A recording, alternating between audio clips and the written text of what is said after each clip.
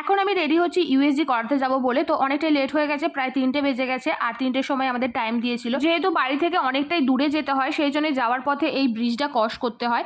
আর এই ব্রিজটা যাওয়ার সময় দেখলাম পুরো বন্যার জলে থই থই করছে। বন্যার জলটা আগের দিন নাকি অনেকটাই বেড়ে গিয়েছিল, পুরো রাস্তায় উঠে গিয়েছিল।